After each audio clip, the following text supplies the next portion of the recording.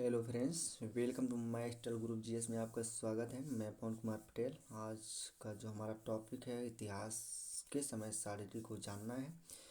और आज ही हमारे चैनल का फर्स्ट वीडियो है ये। और इस वीडियो के माध्यम से जो है मैं आप लोगों को कुछ जानकारियाँ प्रदान करना चाहूँगा। यदि आप लोगों को हमारा ये वीडियो पसंद आए तो आप लोग लाइक और सब्सक्राइब ज़रूर करिएगा और अपना प्यार जो है बनाए रखिएगा। तो ज़्यादा टाइम वेस्ट ना करते हुए अपने टॉपिक पे आते हैं। देखिए, जो इतिहास होता है, इतिहास अपने आप में क्या होता है, बहुत ही बड़ा चैप्टर होता है। क्योंकि इतिहास जो होता है, अगर हम इतिहास को क्रम वाइज नहीं पढ़ेंगे तो हमें समस्याएं आ सकती हैं। ठीक है, इसलिए हम इतिहास को जो है जब भी पढ़ें, कभी भी पढ़ें, एनी टाइम। कोई सब इतिहास की मैं बात नहीं कर रहा हूँ, किसी भी सब्जेक्ट को अगर पढ़ते हैं आप तो उसको क्रम वाइज हो सकता है पढ़ने का प्रयास कीजिए। क्योंकि आपको समस्याएं नहीं होगी, नहीं तो आगे चल के समस्याएं हो सकती हैं। क्योंकि किसी टॉपिक को अगर आप बीच में से पढ़ते हैं तो आपको समस्याएं हो सकती हैं। ठीक है, तो अपने आप में इतिहास बहुत बड़ा चैप्टर है, इसलिए इतिहास को जब भी पढ़ें क्रम वाइज पढ़ें ना। क्योंकि क्रम वाइज जब आप पढ़ते हैं तो आपको एक बेहतरीन जानकारी प्रोवाइड होती है। ठीक है, तो चलिए शुरू करते हैं, अपने टॉपिक पर आते हैं। सबसे पहले हम एक छोटा सा परिचय इतिहास के बारे में देना चाहेंगे। तो जो इतिहास होता है, क्या होता है वास्तव में, इतिहास क्या होता है। ठीक है, इतिहास होता क्या है। ठीक है, तो इतिहास के बारे में मैं अगर बात करूं तो इतिहास जो होता है दो शब्दों से मिलकर बना है। किससे किससे? दो शब्द भैया कौन कौन से होते हैं? इत धन हास। इत धन हास। ठीक है, इत धन हास। इत का मतलब होता है ऐसा। इत का मतलब होता है ऐसा या ऐसी। हास का मतलब होता है घटना। घटना क्या हो सकती है भैया? जो घट चुकी हो, जो घट चुकी हो, अर्थात ऐसी घटना जो घट चुकी हो, उसे हम क्या बोलते हैं? इतिहास बोलते हैं। क्या बोलते हैं? इतिहास बोलते हैं। चलिए, आज का जो हमारा पहला वीडियो है, इसलिए हम टाइम वेस्ट ना करते हुए हम जो है आज का वीडियो जो है पीडीएफ के माध्यम से पढ़ाना चाहेंगे। क्योंकि आप लोग जानते हैं थोड़ा बहुत अभी सामग्री कमी होने के कारण हम जो है पीडीएफ के माध्यम से आप लोगों को पढ़ाना चाहेंगे। तो चलिए पीडीएफ के माध्यम से देखते हैं। सबसे पहले हम, जैसे कि आप लोग जानते हैं, आप लोग मैंने बता चुका है इतिहास क्या होता है। इतिहास ना एक ऐसी घटना जो घटित हो चुकी है, उसे हम क्या बोलते हैं? इतिहास कहते हैं। ठीक है, तो इतिहास, तो ये हमारा परिचय हो गया था। इतिहास के बारे में मैंने बता दिया था आप लोगों को इतिहास क्या होता है। तो एक ऐसी घटना जो घटित हो चुकी थी उसे क्या बोलते हैं? इतिहास बोलते हैं। ठीक है, तो अब देखिए, जो इतिहास के पिता हैं, कौन है पिता? है पिता कौन है? हेरोडोटस हैं। और हेरोडोटस ने जो है इतिहास के पिता कहे माने जाते हैं, ऐसा इतिहासकारों द्वारा बताया गया था। अब वास्तव में ऐसा रियलिटी क्या है, इसके विषय में किसी को 100% तुरंत जानकारी नहीं प्राप्त है। ठीक है, और मैं अगर भारत के इतिहास की बात करूं तो भारत की इतिहास जो होती है तीन भागों में मुख्य रूप से बांटी गई है। ठीक है, तीन भागों में पहला भाग क्या होता है? प्रागैतिहासिक काल। और दूसरा जो होता है आदिऐतिहासिक काल। और तीसरा जो होता है ऐतिहासिक काल। ठीक है, तीन भागों में बांटा गया। और प्रागैतिहासिक काल में जो है मनुष्य द्वारा, यानी जो उस जमाने का मानव था, लगभग मान के चलिए 3.5 अरब साल पहले की बात है। ठीक है, 3.5 अरब साल पहले की बात है, जो मानव को जो है बिल्कुल असभ्य था, अर्थात जिसमें जो है लेखन का विकास भी नहीं हुआ था। क्यों ऐसा असभ्य क्यों था? लेखन का विकास नहीं, अगर आदमी पढ़े लिखेगा नहीं तो जाहिर सी बात है असभ्य रह जाएगा ही ना। तो प्रागैतिहासिक काल जो होता है, इसको हम जो है पाषाण काल के भी नाम से जानते हैं। इसको भी हम जो है कितने भागों में बांटते हैं? तीन भागों में। ठीक है, पूरा पाषाण काल, मध्य पाषाण काल और नव पाषाण काल। ठीक है, ये तीन भागों में हो गए। और जो पूरा पाषाण काल होता है, इसको भी तीन भागों में बांटते हैं। कौन कौन से? निम्न पूरा पाषाण काल, मध्य पूरा पाषाण काल, उच्च पूरा पाषाण काल। ठीक है, उसके बाद प्रागैतिहासिक काल के बाद जो भारत का दूसरा इतिहास है उससे बोलते हैं आद्य ऐतिहासिक काल। ठीक है, आद्य ऐतिहासिक काल में क्या हुआ था? आद्य ऐतिहासिक काल को हम दो भागों में बांटते हैं। क्या होता है? सिंधु घाटी की सभ्यता और दूसरा होता है वैदिक सभ्यता। ठीक है, सिंधु घाटी की सभ्यता क्या होती है? आपको पता है कि वर्तमान में जो है पाकिस्तान में है। कहाँ पे है? पाकिस्तान में है। इसी सभ्यता को हम कई नामों से जानते हैं। ठीक है, पाकिस्तान में है, पाकिस्तान में है। इसी सभ्यता को हम कई नामों से जानते हैं। सबसे पहले आप लोगों को पता होगा हड़प्पा सभ्यता के भी नाम से जानते हैं। किसके नाम से? हड़प्पा सभ्यता के नाम से जानते हैं। कांस्य युगीन सभ्यता के नाम से भी जानते हैं। ठीक है, स्वस्ति सभ्यता के भी नाम से जानते हैं। सरस्वती सभ्यता के भी नाम से जानते हैं। ठीक है, इस नामों से इसको सिंधु घाटी सभ्यता को जाना जाता है। जो इसका टाइमिंग लाइन है 2520 से लेकर 1520। लेकिन वास्तव में इसके जो टाइम टेबल के ऊपर मत जाइएगा, क्योंकि कहीं कहीं आपको दिखाई देता होगा 2720 से लेकर ना 1750 बीसी तक। ठीक है, इसलिए टाइमिंग लाइन पर मत जाइएगा। और उसके बाद जो वैदिक सभ्यता है, वैदिक सभ्यता को भी दो भागों में बांटा गया है, ऋग्वैदिक काल और उत्तर वैदिक काल। ठीक है, ऋग्वैदिक काल और उत्तर वैदिक काल इतने भागों में बांटा गया है। ठीक है, और उसके बाद अगर देखा जाए तो जो हमारे विद्यार्थी हैं ना, ये इतिहास को जो पढ़ते हैं क्रम वाइज नहीं पढ़ते हैं, और क्रम वाइज अगर नहीं पढ़ते हैं उनको ज़्यादा प्रॉब्लम हो सकती है, समस्याएं होती हैं आगे चल के। क्योंकि अब देखिए यहाँ पे जो मनुष्य था ऐतिहासिक काल में, इस समय जो है लेखन का विकास बिल्कुल नहीं हुआ था। ठीक है, इस समय लेखन का विकास नहीं हुआ था ना, किस समय, प्रागैतिहासिक काल के समय। और आज ऐतिहासिक काल के समय जो है लेखन का विकास हुआ था, लेकिन हमारे इतिहासकारों द्वारा, इनके द्वारा जो मानव यानी आदिवासी थे, उनके द्वारा जो वस्त्र लिखा गया था, उनके यानी जो लिखा गया था पत्थरों पर, गुफाओं पर, अनेक स्थानों पर लिखा गया था, हमारे इतिहासकारों द्वारा उनको पढ़ा नहीं गया है। ठीक है, अब जो हमारा इतिहास में शुरू होता है, कहाँ से शुरू होता है, यहाँ से शुरू होता है, ऐतिहासिक काल से। ठीक है, कहाँ शुरू होता है, ऐतिहासिक काल से शुरू होता है। ठीक है, एक बार हम फिर से देखते हैं, देखने का प्रयास करते हैं।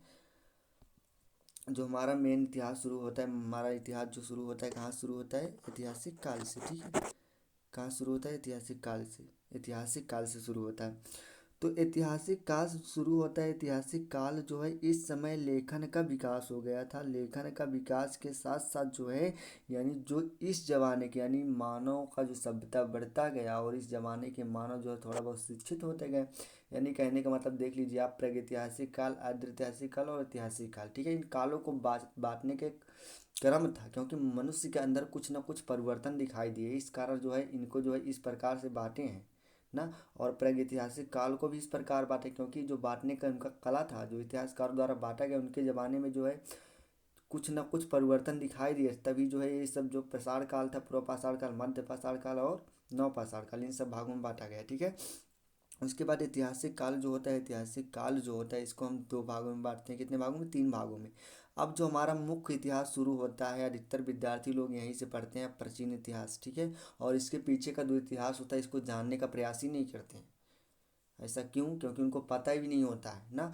और जो इतिहास होता है, अब जो हमारा ऐतिहासिक काल है, ऐतिहासिक काल से जो हम तीन भागों में बांटते हैं, कौन कौन से, प्राचीन इतिहास, ठीक है, मध्यकालीन इतिहास और आधुनिक इतिहास, तब जाके हम पढ़ते हैं। नहीं तो हमारे युवा लोग जो हैं थोड़ी बहुत समस्याएं के कारण, अर्थात उनको ठीक तरीके से जानकारी नहीं उपलब्ध हो पाती है, जिससे कि वो लोग क्या करते हैं, प्राचीन इतिहास बोलते हैं। नहीं भैया, इसके पीछे भी इतिहास है। ठीक है, इस चीज़ को भी आप लोग को पढ़ना होगा।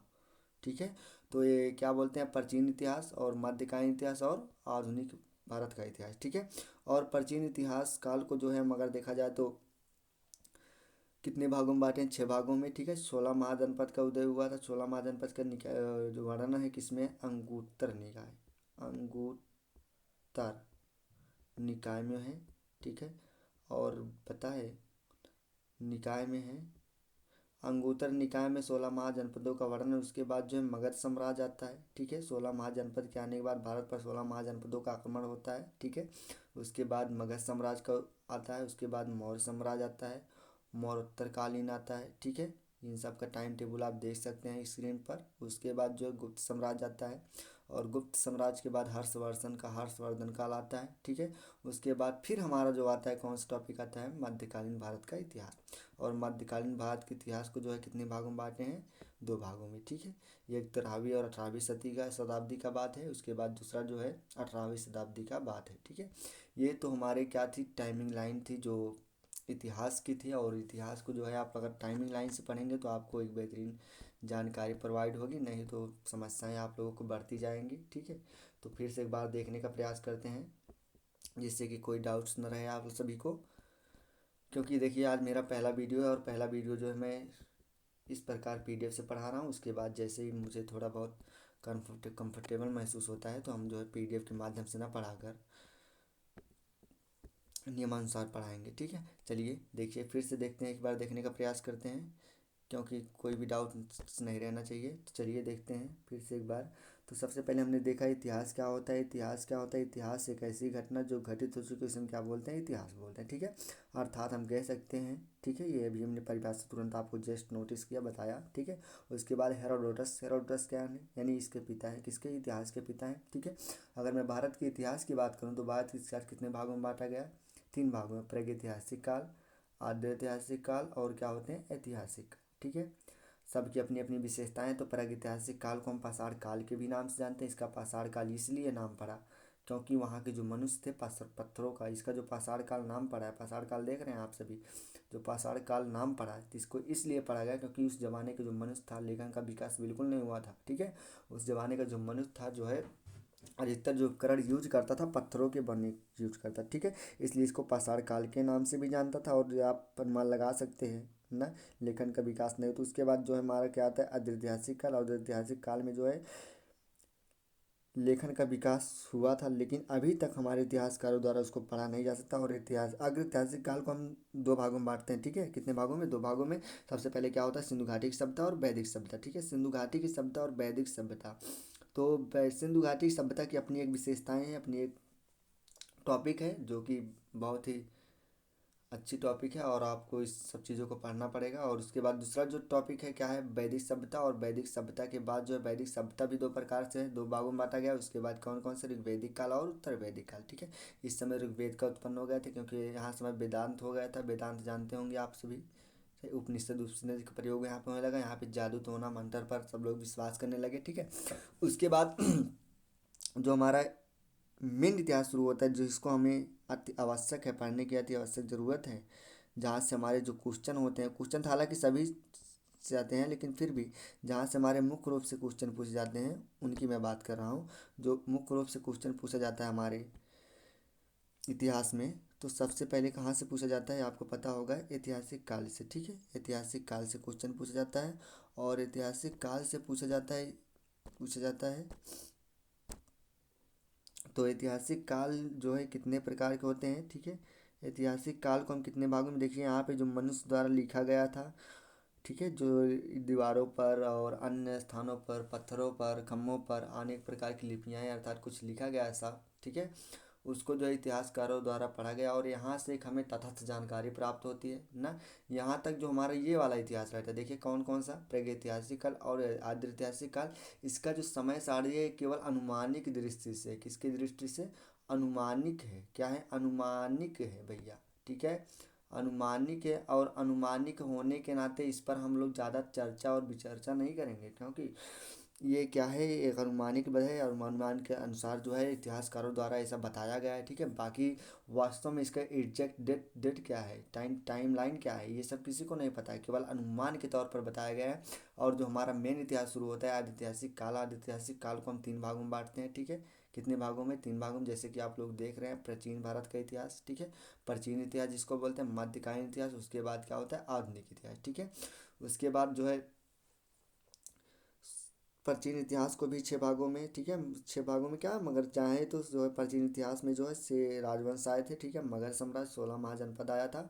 और 16 महाजनपद आप लोग को पता है, 16 महाजनपद का वर्णन अंगुत्तर निकाय में किया गया था, ठीक है। 16 महाजनपद हमारे भारत पे कबीले पर पहुँचे थे। उसके बाद जो है मगध साम्राज्य आया। मगध साम्राज्य के बाद मौर्य साम्राज्य आया। उसके बाद मौर्योत्तर काल आया। उसके बाद उत्तरगुप्त काल आया। गुप्त काल, हर्षवर्धन काल आया, ठीक है। उसके बाद ये हमारा क्या था, प्राचीन इतिहास की बात हो गई, ठीक है। उसके बाद हम मध्यकालीन की बात करते हैं। और मध्यकालीन में जो है क्या हो रहा था अलग से, मध्यकालीन इतिहास में 13वीं और शताब्दी का जो घटनाएं हैं प्रमुख रूप से उनके बारे में बात किए गए हैं, ठीक है। उसके बाद 18वीं शताब्दी की, ये हमारा ये जो टाइमिंग था, टाइमिंग क्या था, टाइमिंग था भैया। उम्मीद करता हूँ कि आप लोगों की हमारे द्वारा जो टाइमिंग बताई गई आप लोगों को बढ़िया से समझ में आ गया होगा, ठीक है। तो आज का वीडियो हमारा पहला है और पहला वीडियो आप लोगों को कैसा लगा आप लोग कमेंट में ज़रूर बताइएगा। और अगर पसंद आया हो तो आप लोग लाइक और सब्सक्राइब ज़रूर करिएगा। चलिए हम चलते हैं विश्राम की ओर। और अगर हमारा द्वारा जो वीडियो आप लोगों को प्रोवाइड की जा रही है, अगर आप लोग वीडियो पसंद आया हो तो आप लोग लाइक और सब्सक्राइब ज़रूर करिएगा, ठीक है। इसी के साथ हम समाप्ति की ओर चलते हैं। जय हिंद।